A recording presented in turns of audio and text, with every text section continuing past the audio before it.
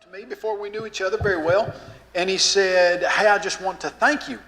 And I said, "Okay, for what?" He said, "When I was a kid, I went to school one day, and the teacher explained to us that dinosaurs were millions of years old. They evolved about 220 million years ago. They died out about 65 million years ago. Humans didn't evolve until about 4 or 5 million years ago. And no human being has ever seen a live dinosaur, and there's no way that humans and dinosaurs could have ever been together." He said, "That's what I was taught at school." I came home and I asked my mom, "Hey, Mom, what about dinosaurs?" And my mom said, "Dinosaurs never existed. They were made up by evolutionists. They were not ever real creatures. And if anybody tells you anything about a dinosaur, that's not true." The problem was, when he was going to school and the information he was getting, he was seeing people dig dinosaur bones out of the ground. He was seeing these Tyrannosaurus rex fossils be discovered. And he knew that it seemed real hard to fake a person digging a dinosaur bone out of the ground. And so from the time he was 12 until probably the time he was in his mid-20s, he had no idea what to do with the idea of dinosaurs until he came across some of our material, and our material on dinosaurs answered the questions that he had had for his whole life. And so you might be surprised to know, we deal with all kinds of subjects, existence of God. The most important question you can tackle, is there a God, makes a huge difference, makes all the difference between how you live, how you see the world. But of all the stuff we do, the historicity of Jesus, proving that Jesus is the Son of God, proving that the Bible is God's Word, have all kinds of material on that. All the stuff we do, probably the most often asked question we ever get from every age group, you're looking at from 80 years old to 8 years old, is, "Yeah, but what about the dinosaurs? How do they fit in with creation in the Bible?" In fact, lots of people for years have thought they just don't. And so they've said, don't talk about dinosaurs. There's no real answers there. My mom was teaching a ladies' class at a congregation of about 80 people or so, and I had been writing material on dinosaurs and things like that. And she went into class and she just asked the ladies, what do they teach their kids on dinosaurs, something like that.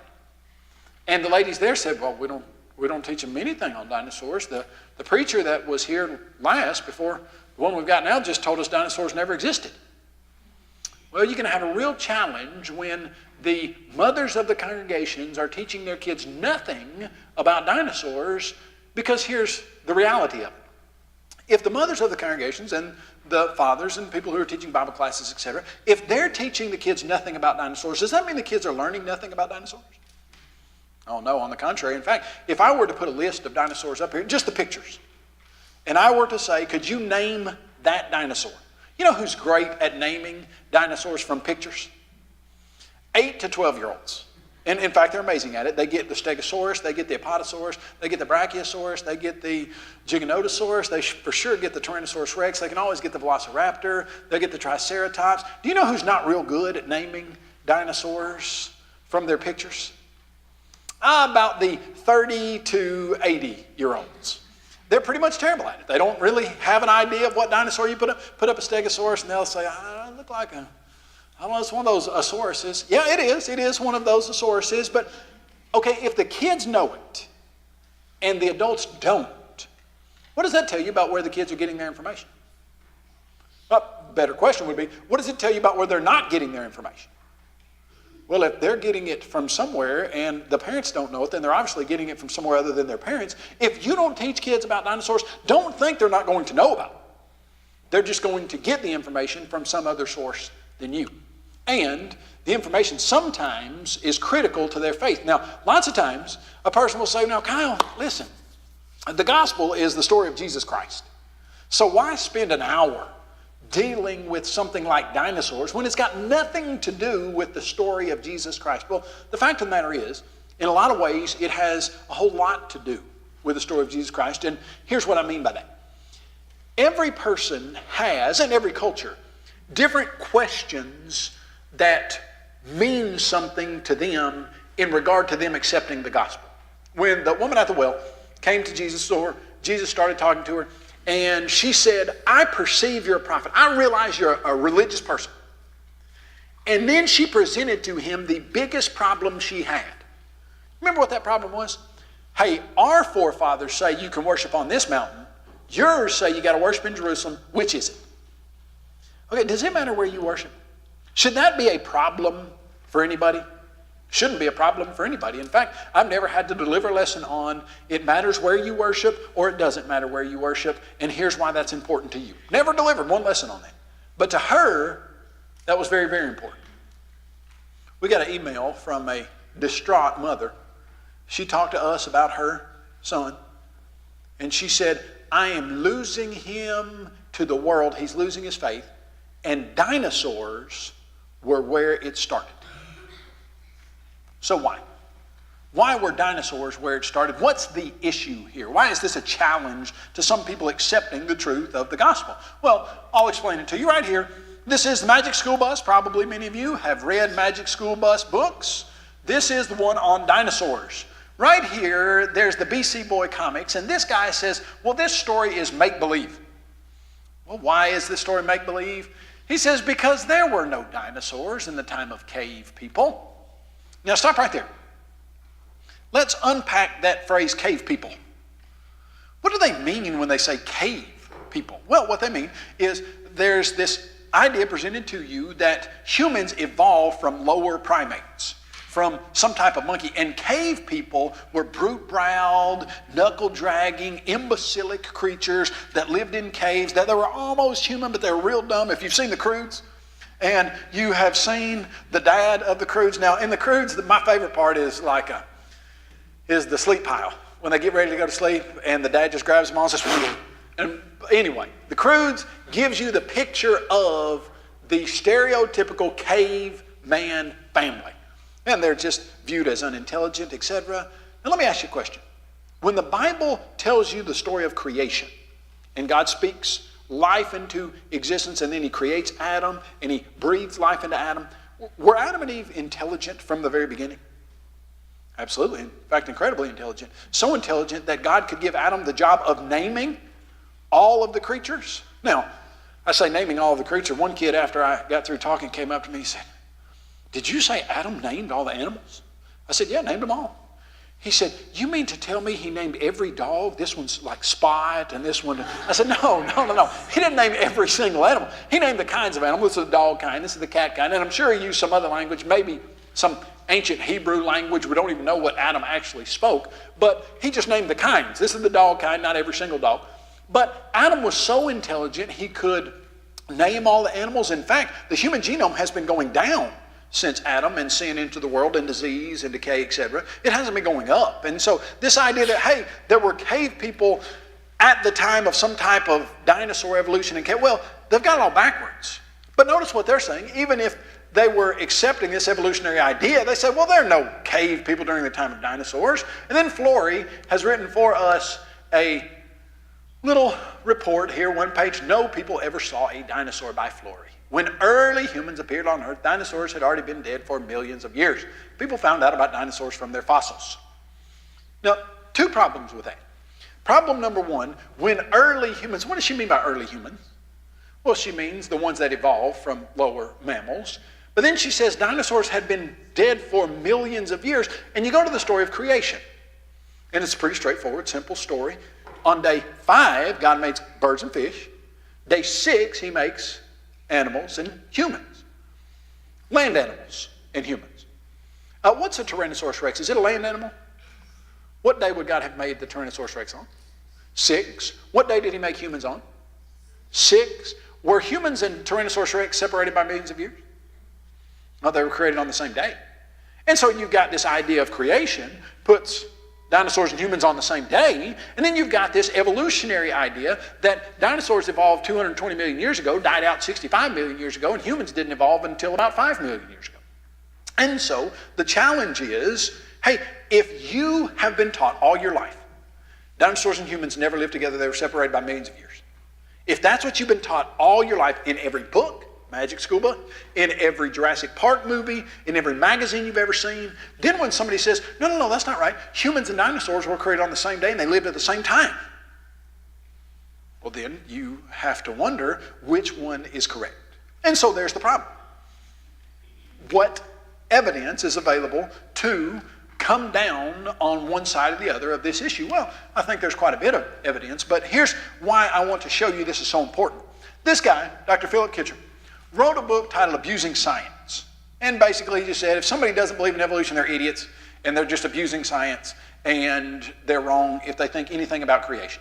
But here's what's interesting. He said, but if we could find solid evidence that dinosaurs and humans coexisted, lived at the same time, then that would shake the foundations. Oh, watch it. You see that? Now that's as technologically advanced as I get. So if that doesn't excite you, it's all downhill from here, guys. Shake. Oh, well, hold up. I'm going to do it again. Oh, man, I thought I was going to give it to you. Oh, yeah. Anyway, shake the foundations of evolutionary theory. Now, here's what he's saying. If you really could prove that humans and dinosaurs lived together, evolution has packed so much on that idea that it would literally shake the foundations of evolutionary theory. Now, I can show you all the stuff they teach in the books that I did earlier that show this doesn't prove evolution, but one really good shot at the false theory of evolution would be, hey, let's just show that humans and dinosaurs lived at the same time. Now, here's what you could do. You could say the Bible's the inspired word of God. The Bible talks about dinosaurs and humans. Therefore, the Bible proves humans and dinosaurs live together. Now, the unbelieving community would then say, well, how do you know the Bible's the word of God? And you would need to go through every single piece of evidence to prove that, and we can do that. So you could say, hey, I can prove that dinosaurs and humans live together because the Bible says, the Bible is right in every single thing that it says, and we can prove that, therefore the case is closed. Now, we're going to do more than that. But the question then to us would be, well, what does the Bible actually say about dinosaurs? That's a good question. If you had your Bibles, what I would ask you to do, I don't really expect you to have them with you, but if you do, open your Bibles to the passage that uses the word dinosaur. I'll just wait for you. We'll get that Jeopardy music ticking. Dun, dun, dun. Anybody? No, there's going to be a real problem with you finding a passage that says dinosaur, and here's going to be your main problem. Your main problem is going to be the word dinosaur is an English word, and it was invented in 1841 or 1842, right around that area, when a British anatomist, Sir Richard Owen, saw so many bones that he made up the word dinosaur, which means fearfully great or really big lizard. What language was the New Testament written in? Greek. What language was the Old Testament written in primarily? Hebrew and some Aramaic. So if somebody wrote a book before 1841, would they ever use the word dinosaur? Could they have used the word dinosaur? No, because it wasn't even invented. The word dinosaur is an English word invented in 1841. So if you wrote about dinosaurs before 1841 in another language other than English, you had to use some other word. So some people say, well, the Bible doesn't say the word dinosaur, so it never talks about dinosaurs. Well, wrong. Just because it doesn't say the word doesn't mean it doesn't talk about them, because the word wasn't invented until 1800 years after the New Testament was written.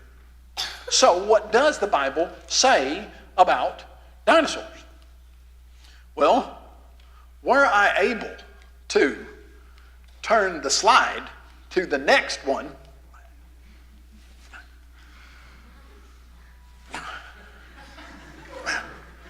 not happening. Hey, back in the AV room, what we got? Batteries? Well, we might can shake the foundation of evolutionary theory, but we can't do much without a clicker that's got bad batteries. That one that's got, okay, all right, here we are. Hold on, let me go back. I just want to say that again. Wait for it. Yes, there we are, okay. All right, here we go. All right, now, what's the Bible say about dinosaurs? Okay, that's a good question. Exodus chapter 20, verse 11, 4 and 6 days the Lord made the heaven, the earth, the sea, and all that is in them. Can you turn your Bibles to the passage that talks about kangaroos? Oh, I guess God didn't make kangaroos because the Bible never mentions them. What about koala bears?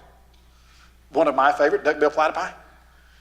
It might just be platypuses, but I don't know. I like platypi better, like octopi, hippopotami. You know, I just like saying those better. I feel smarter when I say it that way. Now, just because the Bible doesn't say kangaroos or koala bears, does that mean the Bible doesn't talk about them? No. In fact, if the Bible says the Lord made the earth, the sea, the heavens, and everything in them, what would that include? All the animals. What would all the animals include? Dinosaurs? Koala bears? Kangaroos? Kiwi birds? Pandas? Hippopotami? Absolutely. Everything you've got. And so, could we say that Exodus chapter 20, verse 11 does talk about dinosaurs indirectly? Absolutely, positively. It does talk about dinosaurs indirectly, just like it talks about kangaroos, etc. So when did God make everything, including dinosaurs? In the 6 days of creation. Really easy to understand. But is there something that might be more specific? That might talk about creatures that we would call dinosaurs that we could find in the Bible? Well, let's see. Job chapter 40. Now, before we go to Job chapter 40 and really explore this, let's remember what God is doing. Job has been suffering. He doesn't feel like God's treating him fair. And so here's what he says. I'm paraphrasing. Don't get me wrong. But he says, God, just don't think you've treated me fair. I want you to come down and talk to me and explain to me why I'm having to go through all this suffering. And he says, the challenge is going to be that when you appear to people, it kills them. So if you will not kill me and we can have a discussion, I think at the end of it you'll realize I'm right. Okay, so God does. Comes down and talks to him. And starts asking him some real simple questions. Job, where were you when I hung the world on nothing? What's the answer from Job's perspective on that? I don't know.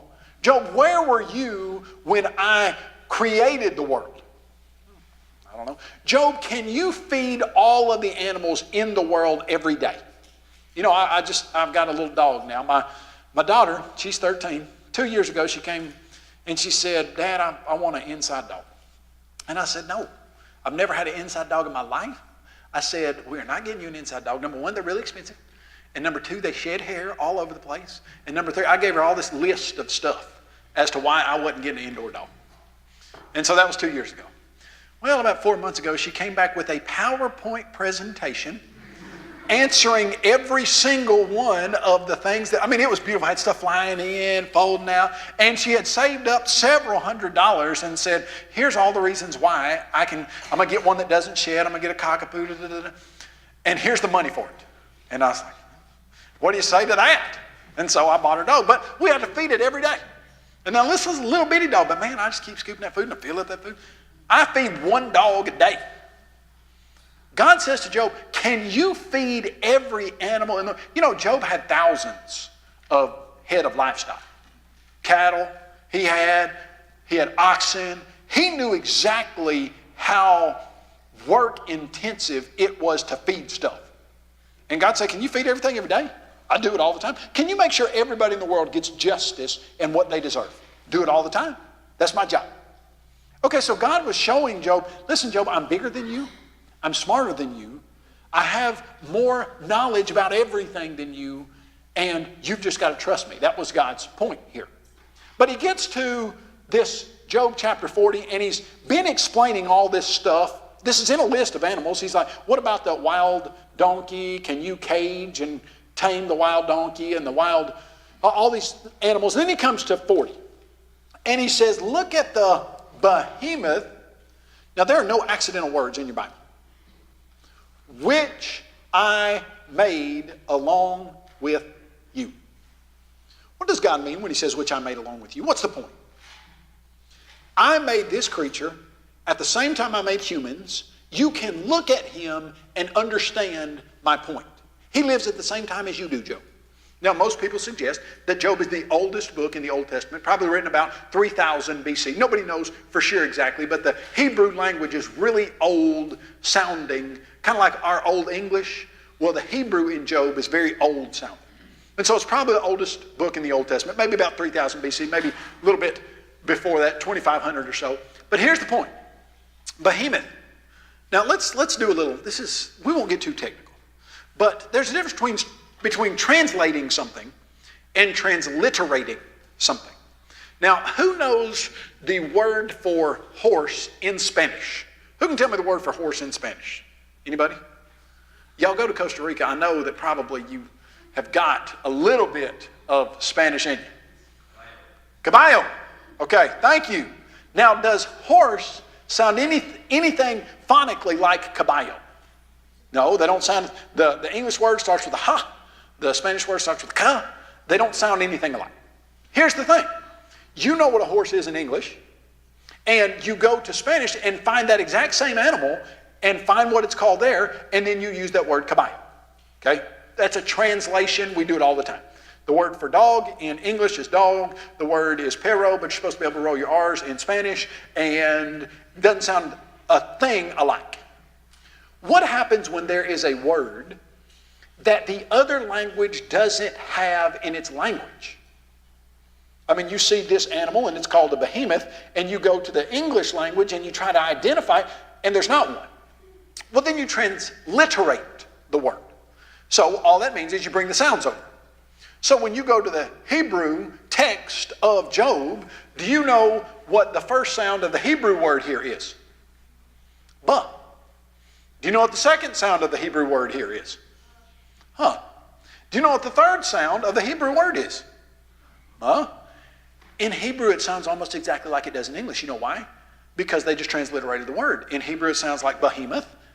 In English, it sounds behemoth. Now, most people that knew any Hebrew wouldn't pronounce it with my southern drawl, and they probably wouldn't pronounce it with your northern, I don't know if you call it a drawl or whatever it is, but they would probably give it a little bit of a Hebrew to it. But all I'm saying is it sounds the same. And I don't know, work with me. It's a little German, Hebrew, whatever. All right. So here's the point. The point is this. The people who are translating Job don't know what the creature is. And so they say, well, in Hebrew it's pronounced behemoth. In English, we'll just throw it in English as behemoth. You figure it out for yourself. That's what they're doing. We can't translate it. We'll just tell you what it sounds like. All right? So the translators of the American Standard 1901. Now, I don't want to dog these guys too bad. I like the American Standard 1901, although it's getting pretty archaic sounding now. But here's what they say. This is the actual biblical text. These are translators' notes. And they say, well, this behemoth is supposed to be maybe an elephant or a hippopotamus. Now, quick question. Why does anybody say that the behemoth would be an elephant?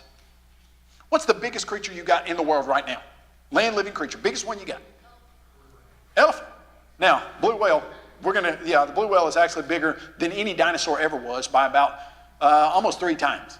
The blue whale is the largest creature ever. It's got a heart that's as big as a Volkswagen Beetle. You could crawl through the aorta of a blue whale. 50 grown adults could stand on a blue whale's tail. They're massive, bigger than anything anybody's ever seen. But the land-living creatures, largest land-living creature you got, elephant or hippopotamus. And so in 1901, because all of the other big land-living creatures have gone extinct, even the big woolly mammoths and some of the giant 3-toed sloths and all of those things, they said, well, it's got to be the biggest thing that we know of, and the biggest thing that we know of that lives right now is an elephant or hippopotamus.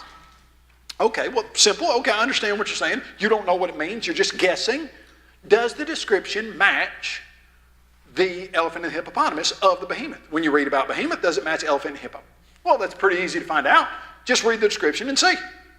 So he eats grass like an ox, all right. Elephant, still, hippo, his strength is in his hips, his power is in his stomach muscles. He moves his tail like a cedar. You know, when I was growing up, my mom used the word 42 to mean a whole lot of something. It was just it was kind of a figure of speech that she's like, there were 42 cars in that parking lot. I couldn't get through. She would just use or like when we say he's as big as a house. He's a football player and he's the middle linebacker and he's as big as a house. What do we mean by that? We mean they're very, very big when we say that. Now, when you look in the Bible at the term cedar, what does it indicate? It's real simple. It indicates something very clearly for you. The righteous shall grow like a cedar in Lebanon. Indeed, Assyria was a cedar of high stature.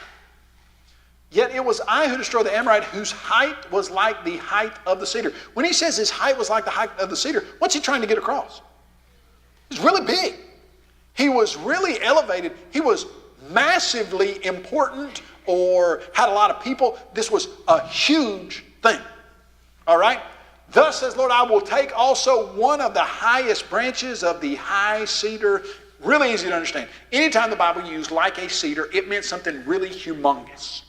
Really big. Okay? This is a picture of an oriental cedar that has grown adults standing at the base of it. This is a guy right here. You can see this guy's face. That picture not very defined well, but there are about 6 or 8 of them.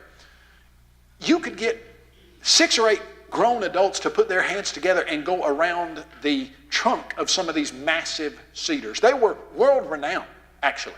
And so Behemoth, this massive creature that God made along with Job, had a tail that swings like a cedar. Now, the translators suggest to us that's an elephant or a hippopotamus, so we just take the description. It's got a tail swings like a cedar, and we compare it to an elephant or a hippopotamus. Would anybody describe the elephant tail like a cedar? Well, maybe the hippo does better. Sorry, the hippo's tail is designed literally to spread manure in the river basin. That's what it's designed to do. Does that look like a cedar to you? No. Not at all, does it? Now let me ask you this question. I mean, you've got some dinosaurs that lived that were, some of them 120 feet long, and their entire tail was 3 times the size of an elephant. Now, if we know that dinosaurs existed, and we know that they had tails that actually swung like a cedar, why would you translate the behemoth as an elephant or a hippo and not an apatosaurus or diplodocus or an argentinosaurus or a seismosaurus or titanosaurus? Why wouldn't you say one of those? Well, because if every book that you had ever read told you that humans and dinosaurs never lived together and that they were separated by millions and millions of years, when you go to Job and you see the description of a creature that matches a dinosaur perfectly, but you've always been taught that no human being's ever seen a live dinosaur, and you've got to come up with some other answer to fit that, you can't say what the best answer is. Well, the best answer, if God created everything in 6 literal 24-hour days, and humans and dinosaurs were created on the same day, and there's a creature called a behemoth, and it swings its tail like a cedar, what does it look like it is? It looks like it's a huge dinosaur that God was using to prove his point, which is exactly the point. If it was an elephant or a hippo, do people, in the Old Testament, did people kill hippopotamuses on a regular basis? Yeah, they had Harpoon Hippopotamus Day. It was a big parade-like procedure, and the Pharaoh would go out and he'd get in his little boat and he'd harpoon hippopotamuses all day long. You could kill hippos and elephants all day long. Now, you start going up to a 130-foot-long, 155-ton dinosaur, and God's trying to show how big he is he going to use an elephant or one of these? He's definitely going to use one of these. Now, here's what I find so ironic about this. The creature matches the description perfectly of a dinosaur, and yet we as Christians have let the evolutionary community hijack dinosaurs and use them to teach evolution. What was God using the behemoth to teach? Look how big this creature is, and look how awesome I am. You know the point of every creature that God ever designed and created? The point of you being here today. What's the reason you're on this earth? To bring glory to God so people can look at you and say what amazing God there is. Now, if that's the point of all creatures, then that's the point of the dinosaurs. And how many of us have been using God's dinosaurs to show our kids how awesome God is? Hey, look at this Tyrannosaurus Rex. Isn't it amazing? What about a God who can make that creature? We've just conceded lots of times. I'm like, well, I guess they're using dinosaurs. We won't use them anymore. Well, that's not what God was doing in the book of Job with these massive creatures that were swinging their tails like a cedar. So what does history have to say about dinosaurs? You know, the Bible talks about them in 2 ways, I believe. Number 1, indirectly, God makes everything in 6 days, which would include kangaroos and dinosaurs. Number 2, I believe the behemoth description matches a dinosaur perfectly. But what about history? You know, you start looking at ancient stories of reptiles. We say they couldn't be called dinosaurs because the word dinosaur wasn't invented until 1842. So what would you call them?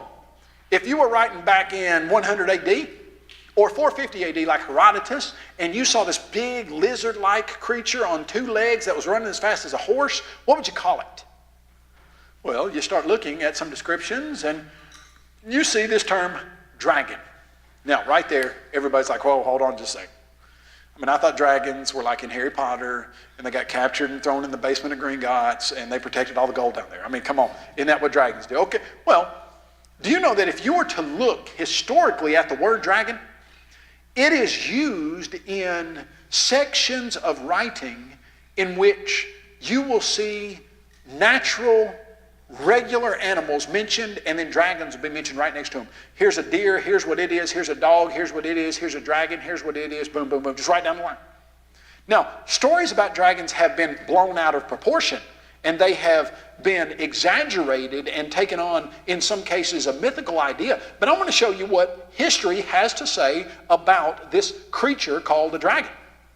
The dinosaur wasn't invented until 1842. Ancients used the word dragon, from the Greek dragon, to refer to any large serpent or reptile. Now, here's how you realize this creature was all over the world in the past. Number one, now this is Carl Sagan. This guy's an atheist. He's an evolutionist. He's not your friend at all.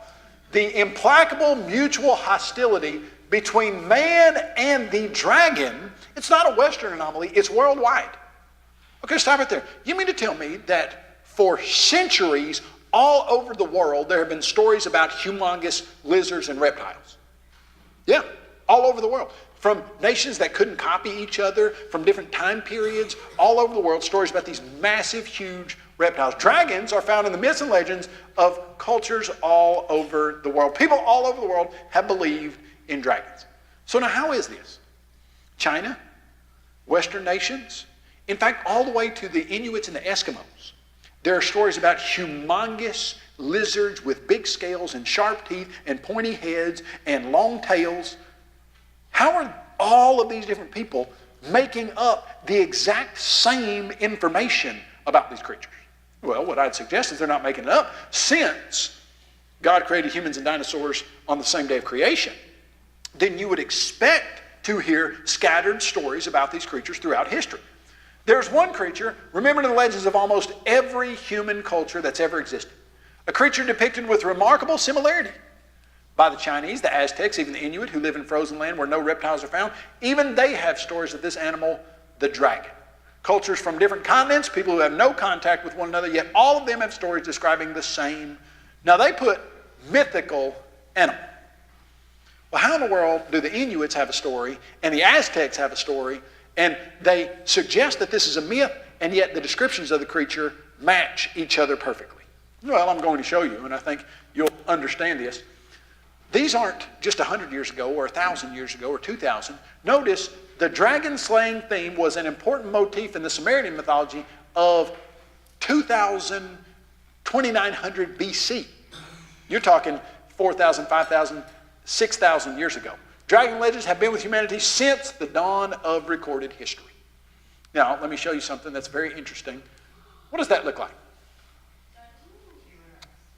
Okay, they dug this up there in South Dakota. They looked at the creature and they said, you know what, we've got all these descriptions of dragons, and this creature matches those descriptions perfectly, so we're going to name it Dracorex hogwartsia. Now, we didn't put the last part of the name, but that's what they named it, Dracorex hogwartsia, the king dragon lizard of Hogwarts. Okay, now listen to me. Here's what you know. Let's put the pieces together. You know, nations have talked about dragons from the dawn of human history. The descriptions have been identical across continents. We dig up a dinosaur that looks just like a dragon and name it the king dragon. Now, let's ask the simple question. When people in the past used to use the word dragon, what did they mean? They meant dinosaurs. Now, would some of those stories get embellished? Absolutely. When we come home and my 10-year-old tells about the fish he caught that day. It's kind of like old Billy, When the teacher goes to Billy and she says, it's a Monday at school, and she says, class, what'd you do? And Billy says, well, I went fishing with my dad. She said, oh, Billy, great. Now, Billy wasn't known for telling the truth all that much. And she said, Billy, went fishing with your dad. How'd you do? He said, well, we wore him out, caught all kinds of fish. She said, really? You had a great day fishing? He said, yeah, we caught 100 fish. She said, you caught 100 fish? That's a whole lot of fish. Billy said, yeah, we caught 100 fish. She said, how much did they weigh? He said, well, we caught 100 fish. They weighed 100 pounds apiece. She said, Billy, You mean to tell me you caught 100 fish and every one of the fish weighed 100 pounds? She's like, yeah. That's what he said. He's like, yeah, caught 100 fish. They all weighed. She said, Billy, that would weigh 10,000 pounds. Any boat that you had wouldn't be able to hold that many fish. He said, I'm telling you, me and my dad had my little John boat, and we caught 100 fish, and they weighed 100 pounds apiece. She said, Billy, you're making that up. You're lying. She said, what if I made something up? Like I'm on my way to school, and this big grizzly bear runs out of the woods, and he's about to attack me, and this little 2-pound chihuahua comes from the other side, grabs him by the nose, flips him over, beats him up, and chases him in the woods. Would you believe that? Billy said, yeah. He said, I believe it. That's my dog. Well, some people exaggerate some stuff. Do you think that stories of these huge lizards got exaggerated in some places? Sure they did. But is there a reasonable explanation for how every culture has descriptions of huge lizard-like reptile creatures, and we dig up something we know to be a dinosaur fossil, and it matches that description so well that the evolutionists themselves name it the king dragon lizard? Well, this is not surprising to somebody who's studied the story of creation and recognizes that humans and dinosaurs were created on the very same day. Now, let's continue. As when we saw this creature's head, we weren't sure what kind of dinosaur it was. Its spiky horns, bumps, and long muzzle looked more like a dragon. Well, of course it looked more like a dragon, because that word has been the word that people have used historically to talk about dinosaurs that they have seen. I'm going to move on from there. I'm going to now present to you some physical evidence that puts humans and dinosaurs together. Now, let me tell you why I put this slide up here. Years ago, I had first started. I bet I had been doing it a year. It was probably 2001. I had about this many kids, except they were from about first grade to third grade. Third was my highest. And man, I had talked to them all about dinosaurs and humans and dinosaurs living together, and God creating dinosaurs on day 6 along with humans. I felt like I'd done a great job. I felt real good about it. So at the end, just to validate how good of a communicator I was, I asked these, actually there were 150 of these kids, all sitting on the floor at the Heritage. And I said, now I'm going to ask you a simple question. Did dinosaurs and humans ever live together? Thinking in unison, because of the great job I had done to communicate this truth, they would all say, yes, God created. All right. They all say, for 45 minutes I've been talking to them about how dinosaurs and humans live together and God created them on the same day, and not one of these kids had gotten my point. And so I said, what? I said, I've been telling you guys all of this evidence. Why would you say that they didn't? So this one little kid raised his hand. I call on him. And he says, well, because you put up a slide that said no human being's ever seen a live dinosaur. I said, so that's why I said, good. All right, from now on, anytime this slide goes up in any lecture I ever do, you are going to read a big, fat, red wrong on it. It's like one of the moms was saying, she was talking to her kid last night and said, hey, what'd you get out of the lesson? It was a smaller kid, and he said, well, something about some guy in a hand and somebody being somewhere in 1950. Okay, sometimes the message might not get through exactly like we want, but here is the point. This idea that no human being's ever seen a live dinosaur is wrong. It's not true. It's not scriptural. It's not historical. It's not validated by the physical evidence. And I'm going to show you now. We've done the scripture. We've done the textual history. Now I'm going to give you some physical evidence for that. This is the Natural Bridges National Monument. If you want to go to the Natural Bridges National Monument, you're going to see a lot of rocks and scrub brush and this. The third largest natural bridge in the whole world. It's called the Kachina Natural Bridge. Right here, you can't really see me, but I look like a little stick figure about that big right there under the huge national bridge. Now here's why we went there. There was a carving out there that we had read about in evolutionary writings that we wanted to see for ourselves. And so we get out there, and you can see some of these. I'll outline them for you. The light is kind of hard to see, but as you're looking at these are carvings from a group of Indians called the Anasazi Indians. There's a desert varnish built up over them, so you can't fake them. Everybody knows that these are actual legitimate carvings. No way to fake this. Everybody recognizes that. This is what one of them looks like. We went up to the office, and the lady asked us, did we see the weird carving? And of course, she was talking about this one. Now, if you showed that carving to any number of 1st through 5th graders and asked them, what does that look like? What do they say? Looks like a dinosaur. There's really never been someone that has said it looks like a horse, it looks like a wild goat. It just doesn't look like anything other than a dinosaur. Now, like I said, we had read about this in evolutionary writings, and so this guy, Fran Barnes, says there's a petroglyph in Natural Bridges National Monument that bears a startling resemblance to a dinosaur. Now, let's unpack that word startling. What's the word startling mean? You're kind of afraid, kind of taken aback. You're startled when something happens that you don't expect to happen.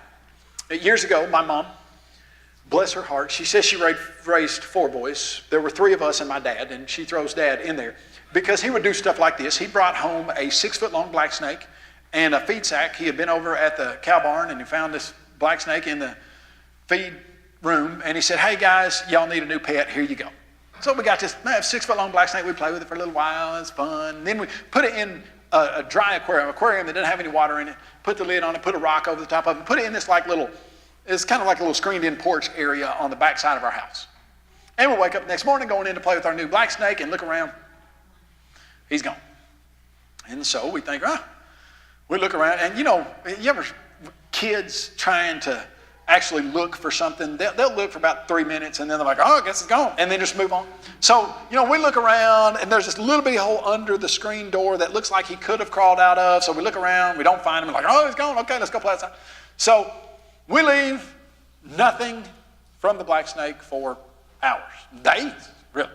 In fact, if I remember it correctly, I was probably 8 at the time, my little 8-year-old memory, 3 days later, my mom goes into her closet to get a pair of shoes. Well, y'all go in the closet to get shoes all the time. What's the problem here? She goes in her closet to get a pair of shoes, and we hear a blood-curdling scream from my mother. She was startled. Why was my mom startled? Because the pair of shoes that she was looking for was not in her closet. And No, because the pair of shoes she was looking for was in her closet, wrapped around a 6-foot-long black snake. Now, my mom went to her closet expecting shoes. She found something she was not expecting, a 6-foot-long black snake. Now, listen to me. If you've always been told that no human being's ever seen a live dinosaur, and you come to an Anasazi Indian carving that you know was put there before anybody started finding any fossils, so it means these Indians must have seen one of these. And it looks just like a dinosaur. Would that startle you? It's a little frightening, isn't it? Because you're going to find something, but when you go and find a carving, you don't expect it to look like a dinosaur because you've always been taught no human being's ever seen a live dinosaur, and so it startles you. Now, creationist comes to this, looks just like a dinosaur. Is this startling to a person that believes in the story of creation? Isn't this exactly what you would expect? Hey, humans, they didn't used to have cameras back then, so if you wanted somebody to know that you had seen a dragon, a huge creature with a big long tail and a big long neck and really big in the middle, what would you do? You couldn't take a picture of it, so how would you preserve that image? Carve it into a wall.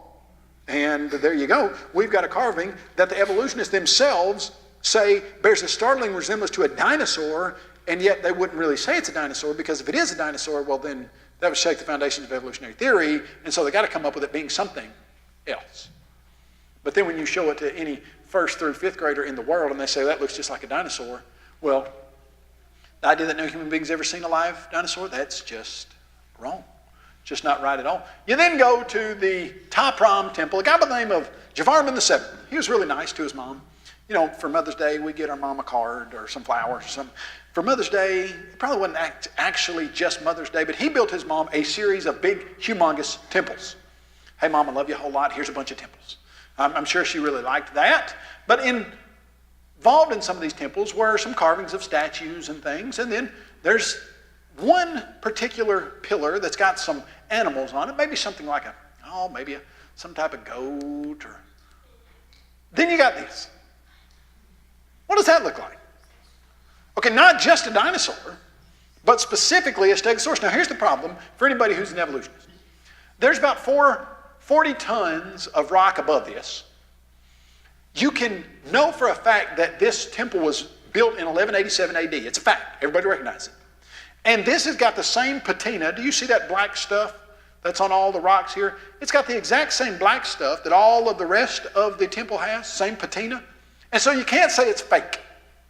No possible way you can say it's fake. You know it was built in 1187. We didn't start finding dinosaur fossils until the 1800s. So you've always been taught that no human being's ever seen a live dinosaur. You come across a carving that you know is from 1187, and it looks just like, or real close to, a stegosaurus. What do you do with that? Well, here's what the evolutionists have done with it. They say, no, that doesn't look like a stegosaurus. It looks more like a wild pig with bushes behind it. You know, that's some well-manicured bushes. And they happen to be perfectly aligned right on the middle of the back of this creature. And, you know, wild pigs, I mean, I guess I hadn't seen a whole lot of wild pigs that have a tail that's that big in proportion to their body. They say, well, it looks like a chameleon. You know, I'm going to have trouble with that too. If you show that picture to anybody who's ever seen a picture of what we think a stegosaurus looks like, what do they say almost immediately? Oh, there's a stegosaurus. In fact, people not even wanting to help the creationists out. I'll read to you. Oh, well, I had some quotes from guys. All they did was study the carvings of these temples. They're not creationists, don't want to help creationists, but they say, hey, we found this one carving. It bears a striking resemblance to a stegosaurus. Now, why would you say it bears a striking resemblance to a stegosaurus? Because it does. You don't have to cover up any information. You just have to take the picture and say, what's that look like? Okay, stegosaurus. Okay, could a human have seen a stegosaurus and carved it in 1187 on this temple? Absolutely, positively. If you see the evidence from creation, from history, and then the physical evidence. So then that idea that no human being's ever seen a live dinosaur, it's false. Now here's what's interesting. I'm going back. Give me just a second. So they start uncovering these fossils that they say are 70 million years old, right? They got a big Tyrannosaurus rex femur, the biggest part of the Tyrannosaurus rex leg. They're moving it and they break it open. Well, one of the ladies who's studying it starts looking into the inside of this Tyrannosaurus rex femur. Now, a fossil is not the bone. Here's what I mean by that. You can have a fossilized anything. I mean, you could take this right here. You could take this thumb drive, drop it somewhere where the conditions are right for fossilization, and when you come back, you'll have a fossilized thumb drive. Now, you won't have a thumb drive. All the plastic will be gone. All the metal will be gone. Everything will be gone. It will be rock that has replaced the other material of the thumb drive. So we have a fossilized hat, a fossilized miner's hat that is kind of in the shape of a top hat. There's no hat left. It's all rock. So it's a rock in the shape of a miner's hat. We've got a fossilized hammer. All the stuff from the hammer is gone. It's just fossilized. Now, when you have a fossilized Tyrannosaurus rex bone, you don't have bone, you don't think. You've got rock that has replaced the bone in the shape of a Tyrannosaurus rex femur. You know, there's a fossil called a coprolite. Anybody want to explain in scientific terms what a coprolite is? Anybody know what a coprolite is? Coprolite. No? Good answer, though. That's what I would have guessed on a Scholar's Bowl, because sometimes it is that simple. Coprolite. Coprolite is dinosaur fossilized. Go ahead. Come on. Say it. He knows it. Dinosaur droppings. Dinosaur poop.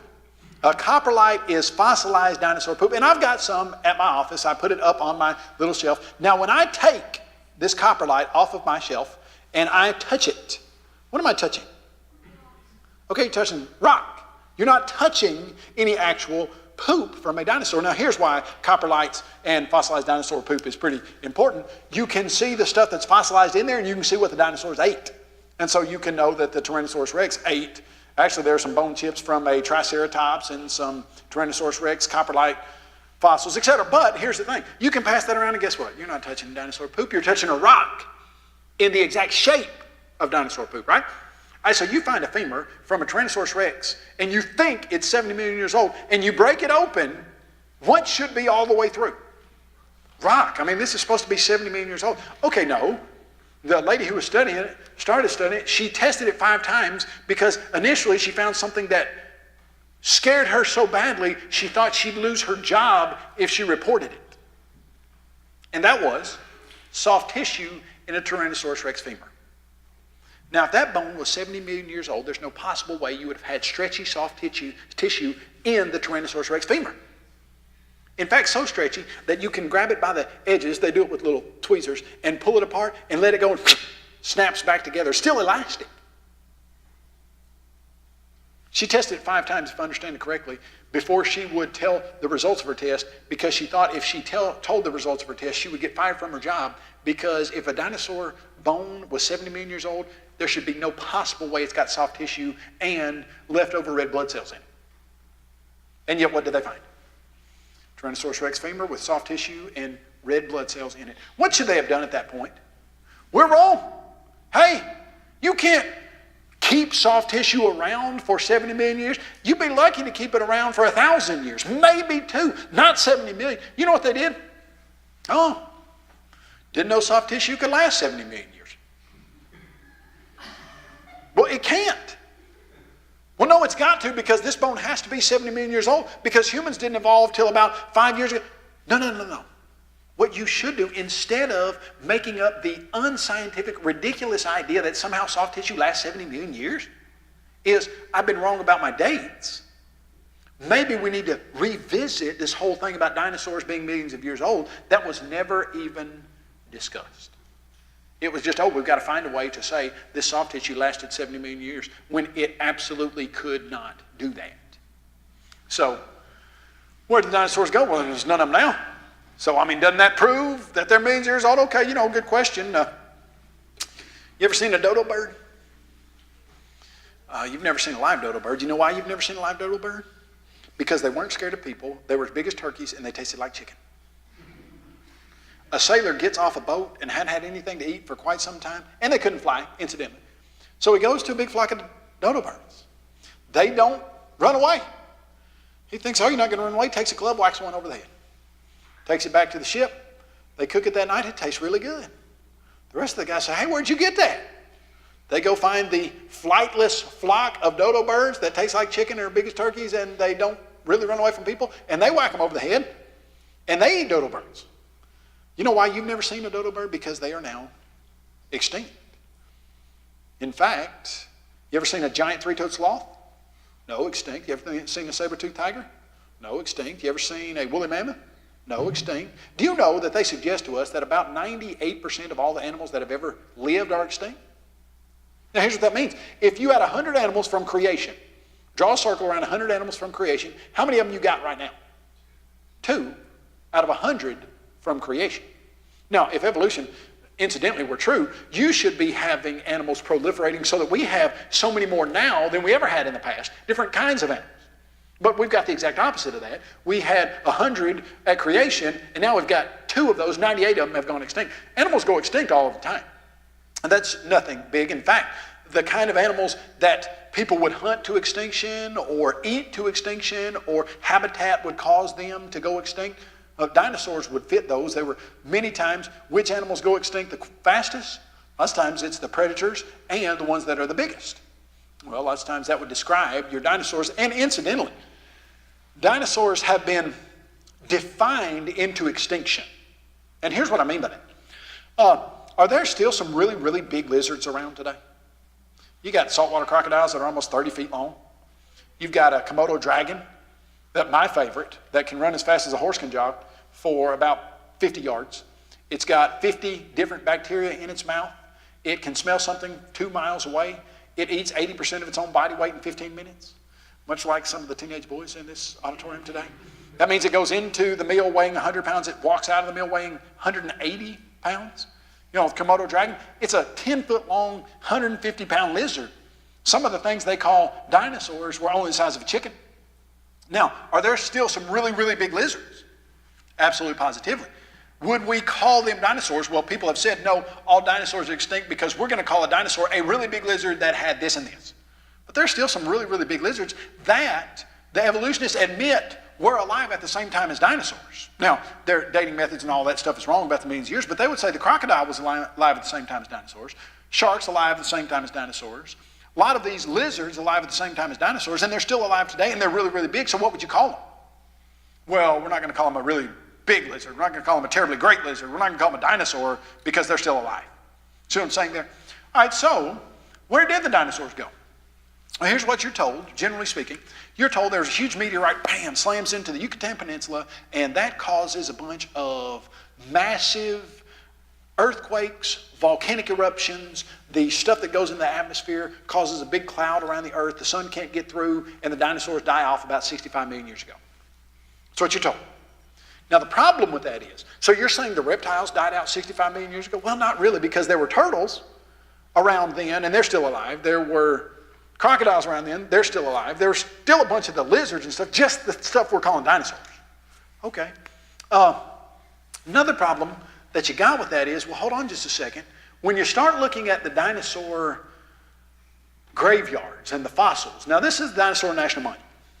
I don't know if you can still go. The building was being condemned at one time because it was pulling away from the cliff, because it's very interesting construction. When you go in, this glass part of the building is built on the side of the cliff. There's no wall. So there's no brick, there's no mortar. When you go in, this is what the wall looks like. That's the cliff, and that's all the fossils that are on the side of that wall. So the wall is the cliff. And that building was kind of stretching away from that wall. But on the other side, it's a two-story, like there's a stairway right there, so you could go the bottom floor and the top floor. Over here is the wall with all the fossils. And then over here, like right here, would be a placard of, on this side, if you look at the dark fossil in the middle, that is a rib bone from a whatever kind of dinosaur, Tyrannosaurus rex or a Triceratops, etc. That is the backbone of an Argentinosaurus. And they give you all this stuff about the stuff you're looking at. And then they go here, and they put this mural as to what they think happened to cause these dinosaurs to be fossilized here. And here's what they say. After a seasonal flood, this scene of 145 million years ago is based on clues. Carcasses brought downstream by fast-moving muddy water. After a seasonal what? Oh, flood. Do you know that if you look up dinosaur graveyards, they're all over the world. Some of them have literally thousands of dinosaurs buried all at once. You got to bury them all at once very quickly if you want to fossilize them. Do you know what they say? Almost invariably, I've only found one exception to this ever. A local flood, a flash flood, a seasonal flood, a regional flood, a flood. So, have you ever read anywhere about a huge flood that could have killed off hundreds of thousands of dinosaurs and buried them all very quickly? Yeah. Noah's flood? Makes perfect sense. You've got a massive worldwide flood that causes these dinosaur graveyards all over the world. But then you start thinking, you say, okay, Kyle, well, I mean, I hear you. But if you're saying that the Anasazi Indians carved pictures of dinosaurs, they were way after the flood. So if any dinosaurs would have lived through the flood, they would have had to have been on the ark. And you're telling me that they put dinosaurs on the ark? I mean, you can just see that. Cain comes in, he's like, Ham, it's your turn. I mean, Shem comes in, he says, Ham, your turn to feed the T-Rex this morning. I'm not doing it. Yesterday it was a big job. I mean, what are you going to do? How are you getting Tyrannosaurus rexes on the ark? Or an Argentinosaurus? That's a real good question, but it's got the simplest answer. If you haven't ever thought about it, you think, yeah, I mean, what, just like, if you be just like I was like, yeah, I mean, how are you going to get an Argentinosaurus? You know the biggest dinosaur egg we've ever found? Biggest one we've ever found, biggest egg. 24 inches. The other day I was reading about a 20-foot long, I think this one was an alligator, 20 feet long. That's 8 big steps. 1, 2, 3, 4, 5, 6, 7, 8. I mean, basically, this pew right here is about 20 feet, weighed 2,000 pounds. How big does a 20-foot long, 2,000-pound alligator start? 6 to 8 inches? Did you ever read where God said to Noah, go find the biggest 2 humongous grizzly bears that you can find and put them on the ark? No, you never read that. You know why you never read that? Because probably when God was bringing stuff to Noah, the fact of the matter is there was a lot of miraculous happenings going on with the flood.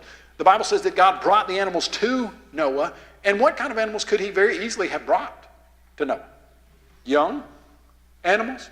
Would have cut down on space he needed. would have cut down on food if there wasn't some type of hibernation type system for a year. Then if they had to feed them, then young ones would have cut down on food, would have cut down on space, would have cut down on water consumption, would have basically cut down on all of that. And it makes perfect sense if the biggest dinosaur that can grow to be 130 feet long and 116 tons starts out as a 24-inch egg, well, then could Noah have put dinosaurs on that ark? Absolutely, positively. And then you say, well, if they're on the ark, why are they extinct? Well, why is the woolly mammoth extinct? Why is the saber-toothed tiger extinct? Why are 98% of all the animals that once lived from creation extinct now? Just because various different factors, habitat, lack of food sources, humans hunting them, etc. Stuff goes extinct. Are dinosaurs a problem for somebody who believes in the Bible? No, not at all. In fact, if you look at the biblical, the historical, and the physical evidence, they fit perfectly. Do the physical evidences startle people who haven't been taught right about the Bible and dinosaurs and creation a lot? Yeah, because they just see stuff they're not expecting. And a lot of this stuff you'll never see in a book in your classes at school. A lot of it you'll never see in a book in your libraries, in your towns, and where you go, your scholastic stuff. You'll never see the idea that a human and a dinosaur lived at the same time in any book that Scholastic ever puts out at a book fair, ever. Does that mean it's not true? No. In fact, when you start looking at this stuff with an open mind, studying it carefully, critically considering, you realize that dinosaurs have never been a problem for creationists. In fact, God used the behemoth, a creature that looks exactly like many of the dinosaurs we have found, to prove his existence and his awesome power. So isn't it time we as Christians take dinosaurs back and we start using them for the same thing God did, to prove God's awesome power. Thank you so much. You have listened so well. Let me give you a couple things. Back there are two books that I just wanted to mention to you. That Truth Be Told, it's a full color hardback. It's got the red cover. That goes through all the stuff we did this morning on the English peppered moths and Haeckel's embryos and tons more stuff. Basically, Eric Lyons and I found all the books that we could on biology, etc., from about 6th to 8th grade, and found what they were using to teach evolution and put those results in that book. So that would be a book that would go with the lecture we did this morning. There's also a book called Dinosaurs Unleashed that's back there, and it is the book that goes with this idea of creation and dinosaurs in the Bible. And incidentally, I think Dinosaurs Unleashed is our #1 bestseller of all time, I think. Why would you think that Dinosaurs Unleashed would be our #1 bestseller of all time? Because the insightful text of the brilliant authors that poured over the information, that's one possibility, or there's a Tyrannosaurus Rex on the cover. Well, you know, stuff sells when you put a dinosaur on. I've got a picture of it looks like the Ritz, people who make Ritz crackers, messed up and weren't spitting out the Ritz crackers right, and they kind of look like a dinosaur. And so they made Ritz cracker dinosaurs. Now, if you're a little kid and you're going up to Ritz crackers, boring old round Ritz crackers, or dinosaur-shaped Ritz crackers, which one do you want? Dinosaur-shaped Ritz crackers, right. So anyway, let's make sure that we're getting our kids information that they can use to combat and to have a faith in the truth and combat the stuff that they're being taught in other places. Thank you so much for listening so well.